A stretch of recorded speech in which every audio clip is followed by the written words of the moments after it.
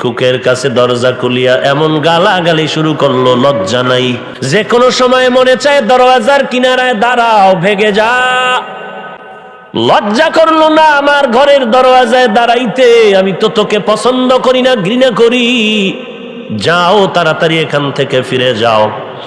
দুই একটা বাজে কথা বলিয়া ভিক্ষুকের কলিজার মধ্যে আঘাত করে গালি দিয়া যখন বিদায় করে দিল, আল্লাহর বান্দা, গরিবের সন্তান ভিক্ষুক চোখের পানি ছেড়ে কান্না করে বিদায় হয় আর বলে, আল্লাহ আমার কেউ নাই, তুমি আমার মালিক। এই টাকাওয়ালা বান্দা আমাকে ধমক দিয়া কেন তাড়াইয়া দিয়েছে? আমারে গালি দিল কেন? যদি দিতে পারবো না বললেই তো আমি চলে যাইতাম। আমারে গালি দিল কেন? আমি সহ্য করতে পারি না। ও আল্লাহ, তোমার কুদরতের হাতে ফয়সালা চাই। সীমা লঙ্ঘন করলে আমার মাওলা আসমান থেকে ফয়সালা করে দেয়, আর আসমান থেকে যখন ফয়সালা হয় জমিনওয়ালারা ফিরাতে পারে না। আল্লাহর বান্দা ভিক্ষুকের ধমক দিয়ে তাড়ায় দিল, চোখের পানি ছেড়ে ভিক্ষুক বিদায় আর কান্না করে, আল্লাহ ফয়সালা তোমার থেকে চাই। মাজলুমের দোয়া তো কখনো খালি ফেরত যায় না রে মুমিন। ওই মাজলুম দোয়া করেছে, আসমানে কবুল হয়ে গেল। সাথে সাথে গজব নেমে আসলো। এমন কিছু বিপদ চেপে আসে, বান্দা বুঝতেও পারে না যে তার উপরে বিপদ চলে। স্বামী আর স্ত্রীর মধ্যে মধুর আলাপের মাঝে লাগছে ঝগড়ার এক পর্যায়ে গিয়া আল্লাহর বান্দা স্ত্রীকে তালাক দিয়া দিল। তালাক দেওয়া মাত্র আল্লাহর ভালো একটা নামাজি বান্দি বাবার বাড়ি চলে গেল। কপালে একটা ভালো বউ আল্লাহ এনে দিছে, শুকর আদায় করে নাই। ওরে নামাজি একটা বউ যে পাইছো, তোমার জীবনের জন্য বড় নেয়ামত। নামাজি বান্দি ঘরে আনছো, বড় নেয়ামত। নামাজি সন্তান ঘরে পেয়েছো, বড় নেয়ামত। শুকর আদায় না করার কারণে এই স্ত্রীটা আল্লাহর সরায় নিল। 1 বছর পরে আল্লাহর বান্দির সাথে আর একটা বান্দার সাথে বিয়া হয়ে গেল। খেয়াল করেননি? এইবার আর একজন স্বামীর ঘরে যখন গেল, ওই আল্লাহর বান্দি ভালো একজন স্বামী পাইল, বড় নামাজি, বড় দিনদার। Welcome to Islamic choice TV. ঘটনাটি মনোযোগ সহকারে শুনতে থাকুন। যদিও গরিব, ঘটনা আমি চাপায় নিলাম। আল্লাহর বান্দা যখন এখন নতুন বিবি পাইয়া, আল্লাহর বান্দি নতুন স্বামী পাইয়া সংসার চলতেছে, নতুন ভাবে চলতেছে, বড় দিনই পরিবেশে। দোনোজন আল্লাহর বান্দা বান্দি দিনদার। কারণ 2 হাতে তালি বাজে, 1 হাতে বাজে না। স্বামী আর স্ত্রী দোনোজনার মন যদি দিনের দিকে আকৃষ্ট হয়, ওই ঘরে কালেমার বাতি জ্বালাইতে দেরি হয় না। এবার তার উপর একদিন পরীক্ষা নেমে আসলো। তারাও একদিন ঘরের মধ্যে বসিয়া মধুর আলাপ করতেছিল। হঠাৎ করে দরওয়াজার সামনে ভিক্ষুক এসে ডাক দিল, আল্লাহ কারীম, আমারে ভিক্ষা দাও। এবার স্ত্রী না, স্বামী বলে, স্ত্রী কথা বন্ধ করো। আল্লাহর মেহমান আসছে, মেহমানদারি করা আমাদের জন্য বড় সুন্নাত। স্বামী বেচারা দরজা খুলিয়া সালাম দিয়ে বলেছেন, আসো। ঘরের মধ্যে বসাইয়া মেহমানদারি করাইলেন। আর ভিক্ষুকের বললেন, খানা খেয়েছেননি? বলে না। দুপুর বেলাও শেষ হয়ে গেল, এখন খানার তরকারিও তো তেমন নাই। বিবি, যা আছে দাও। বলে, ডিম ভেজে দিলাম। এটা ডিম বা যে কোনো একটা তরকারি দিয়া খানা দিছে। স্ত্রী পর্দার আড়াল দিয়া হঠাৎ করে নজর পড়ে গেছে ভিক্ষুকের দিকে। স্ত্রী ঘরের মধ্যে গিয়া চোখের পানি ছেড়ে ছেড়ে কান্না শুরু করেছে। এবার স্বামী ডাক দিয়া কয়, বিবি তুমি কেন কাঁদলা? স্ত্রী ডাক দিয়ে বলে, আমি আল্লাহর কুদরত দেখে দেখে কান্না করতেছি। স্বামী ডেকে বলে, তুমি আল্লাহ পাকের কি কুদরত দেখে কান্না করতেছো? বলে, আমি যেই ভিক্ষুকের তুমি সামনের ঘরে খানা দিয়েছো, আমি তাকায় দেখলাম ওই ভিক্ষুকের চেহারা আমার আগের স্বামীর চেহারার মতো দেখা যায়। কাদের কুদরত দারি বার কামাল আন্তা রব্বি আন্তা হাসবি জুল জালাল তুহি কাদের জলিলুল্লাহ জাহাদার বহর হালে তুহি মেরা নেগাহদার। এবার স্বামী ডাক দিয়া কয়, বিবি তুমি একটু সাইলেন্ট হয়ে যাও, চুপ করো। এবার আমার থেকে শুনো আমার বিবি, আল্লাহর নেয়ামতের শুকর আদায় করলে আল্লাহ বাড়ায় দেয়, গাদ্দারি আর বেঈমানি করলে আল্লাহর নেয়ামত আল্লাহ কমায় দেয়, সিনায় নিয়ে যায়। বিবি শুনে নাও, ওই স্বামীর ঘরে থাকতে কি তোমার বাড়ি কোনো ভিক্ষুক গিয়েছিল? বলে হ্যাঁ, একজন ভিক্ষুক এসেছিল। বলে কেমন ব্যবহার করা হয়েছিল? বলে আমার স্বামীকে বুঝাইয়া পারি নাই, ভিক্ষুকের ধমক দিয়া গালি দিয়া বিদায় দিয়েছে। বলে তারপরে কি হয়েছে? আমার ওই স্বামী আমার সাথে ঝগড়া করে তালাক দিয়েছে। বলে ও বিবি, আল্লাহর কুদরতের কথা শুনে নাও, তোমার মতো একটা ভালো বিবি পাইয়া যখন নেয়ামতের শুকর আদায় করে নাই, ওই ভিক্ষুকের সাথে অহংকারী করে উল্টা পাল্টা কষ্ট দিয়েছে। ভিক্ষুকের চোখের পানি আল্লাহর আরশে আজিম পর্যন্ত চলে গেছে। আল্লাহ তোমার মতো নেয়ামতের স্ত্রীটাকে ওর কপাল থেকে ছিনাইয়া আল্লাহ সরায় দিল। আর ওই দিনের ভিক্ষুক যারে ধমক দিয়ে তাড়াইছে, ওই ভিক্ষুক আর কেউ না, আজকের আমি তোমার নতুন স্বামী ছিলাম ওই দিনের ভিক্ষুক। আমি আল্লাহর কাছে চোখের পানি ছেড়ে কান্না করেছিলাম, আল্লাহ পাক আমার চোখের পানি কবুল করেছেন। তোমার মতো বান্দিটা আমার কপালে আল্লাহ হাদিয়া হিসেবে দান করেছেন। ওই সময় এক মুঠ চাউল আমারে দিতে রাজি হয় নাই, আর আল্লাহ আমাকে চালের মালিক সহ আমার ঘরে পৌঁছায় দিয়েছেন। আমি আল্লাহর কাছে সিজদায় পড়ে শুকর আদায় করলেও শেষ করা যাবে না। তা কিয়ামত গর্ব গুয়ম জি কালাম সদকে আমদ বগুজারো দিনা তামাম শুকরে নেমাত নেমাতাত আফজু কুনাত কুফরে নেমাত আজকাফত বীরো কুনাত হামদুল্লাহ কশুক রিলাকায়া জুলমিনান হাজরিয়া নাজরি বরহালে মা। আল্লাহর নেয়ামতের শুকর আদায় করো রে গোলাম। আমাকে আল্লাহ মানুষ বানিয়েছেন, আল্লাহ আমাকে আখিরি নবীর উম্মত করেছেন, আহলে হক ওলামাদের ব্যানারে আল্লাহ আমাকে থাকার তৌফিক দান করেছেন। আমাকে আল্লাহ একটা নেককার স্ত্রী দান করেছেন, আল্লাহ আমাকে হালাল রিজিক দান করেছেন, আল্লাহ পাক আমাকে অঙ্গ প্রত্যঙ্গ ভালো রেখেছেন, আল্লাহ 5 বেলার নামাজ পড়ার তৌফিক দান করেছেন, আল্লাহ আমাকে আল্লাহর হুকুম মতো চলার তৌফিক দান করেছেন। কত মানুষের বুঝাইলেও টুপি মাথায় দিতে চায় না, কত মানুষের পায়ে ধরলেও নবীর তরিকা মতে নামাজ পড়তে চায় না। ও আল্লাহ, তুমি আমাকে নামাজ পড়ার তৌফিক দান করেছো। ওই মানুষটার পাও ধরলেও নামাজে যাইতে চায় না, আর আমি বান্দা আজান শুনলে ঘরে থাকতে চাই না। ও আল্লাহ, তোমার বড় নেয়ামত পেয়ে গেলাম। দুনিয়াতে যত বড় বড় নেয়ামত আছে, সব থেকে বড় নেয়ামত হলো ইহদিনাস সিরাতাল মুস্তাকিম, একমাত্র সঠিক পথে জান্নাতে যাওয়ার পথের হেদায়াত হলো বড় নেয়ামত। আল্লাহ আমাকে হেদায়াতের দৌলত আমাদের দান করেছেন, জান্নাতের পথে চলতে পারি। আল্লাহ, এখন দুনিয়াতে তো আল্লাহর বড় নেয়ামত পেয়েছি, এখন এই নেয়ামত থেকে যেন আমি বঞ্চিত হইয়া না যাই। কারণ আমার পেছনে শয়তান আমাকে ধোঁকা দিচ্ছে বারবার।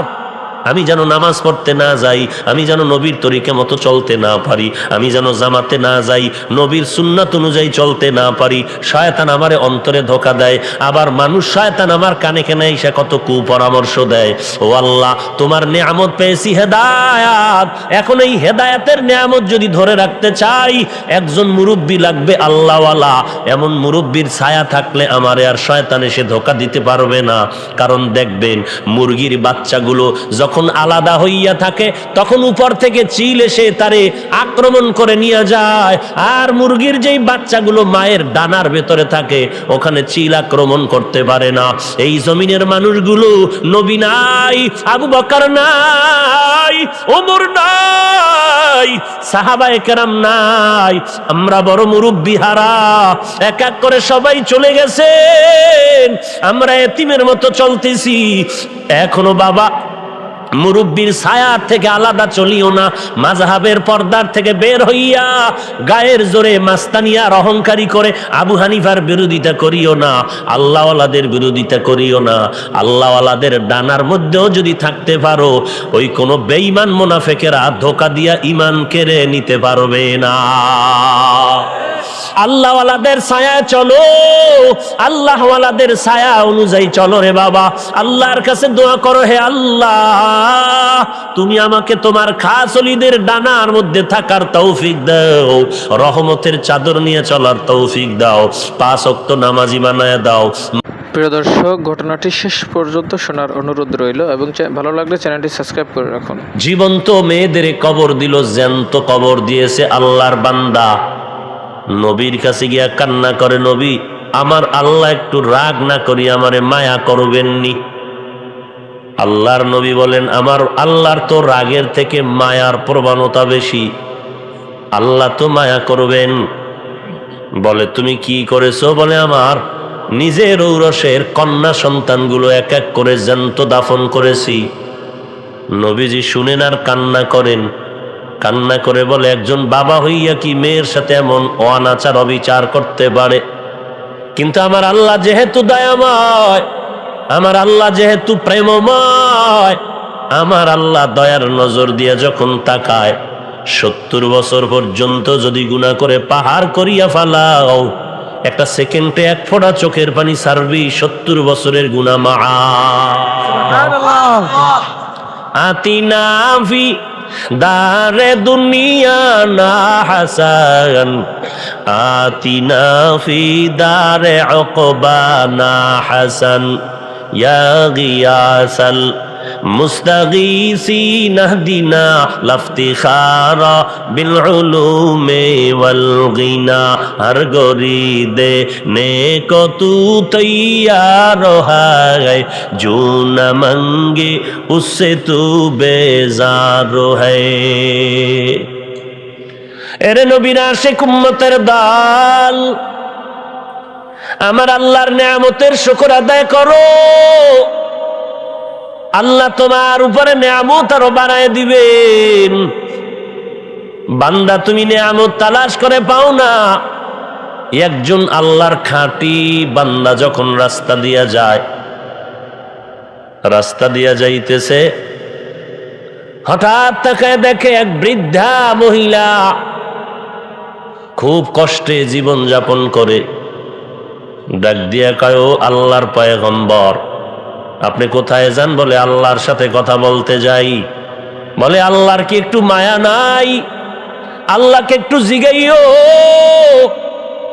আমার ঘর নাই, আমি বড় কষ্টে আছি, ছোট্ট একটা ভাঙা ঘর, আমার উপর এত কষ্ট কেন? আমি সহ্য করতে পারি না। আল্লাহ আমার এত কষ্টে ফালায় রাখছেন কেন, একটু জানতে চাই। কিছু দূর আগায় গেলেন, আর এক আল্লাহর বান্দা ডাক দিয়া কয়, প্রতিদিন সকালবেলা তাকায় দেখি আমার ঘরের উপর থেকে মাঝ বরাবর ধোঁয়া উঠতে থাকে, ধোঁয়া। কারণটা কি বুঝি না, একটু আমার আল্লাহকে জিজ্ঞাসা করিও, আমার উপরে কেন এই মুসিবতের নিদর্শন আমার ঘরে দেখা যায়, বড় ভয় পায়। আল্লাহর পয়গম্বর কথা বলে বিদায় বেলা ডাক দিয়ে কয়, বুড়ির ঘরের কিনারায় গিয়ে তাকায় দেখে এমন একটা ঝড় তুফান এসে গেল, ওই ভাঙা ঘরটাও উড়ায় নিয়ে গেল। বুড়ি এবার ডাক দিয়ে কয়, এই পয়গম্বর জেনেছো নাকি? বলে হা। তোমার যেই ঘর আছে তুমি নেয়ামতের শুকর আদায় করো। বলে আমার তো কোনো নেয়ামতি নাই, কিসের আদায় করবো শুকর? হঠাৎ যখন ঘর উড়ে গেল তখন বুড়ি কান্না করে বলে, আমার আল্লাহ যে কত দয়াময়, আল্লাহ পাক আমার যে ভাঙা ঘর দিছেন এটাও আমার জন্য বড় নেয়ামত। এই আল্লাহর বান্দা, তোমার ঘরের মধ্যখান দিয়া উপরে ধোঁয়া কেন যায়? তুমি আল্লাহর নেয়ামতের শুকর আদায় করো না। বলে কি শুকর আদায় করব? জবানটা দিয়া শুধু আলহামদুলিল্লাহ আলহামদুলিল্লাহ আলহামদুলিল্লাহ বললে হবে না।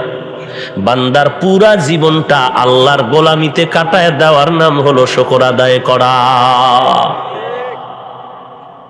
তা কিয়ামত গরবাগুয়ম জি কানাম সদকে আমত বগুজারো দিনা তামাম শুক্রে নেমাত নেমাত আফজু কুনাত কুফরে নেমাত আজকাফত বীরু কুনাত হামদুলাকা শুকরিলাকায়া জুলমিনান হাজরিয়া নাজরি বর হালেমান।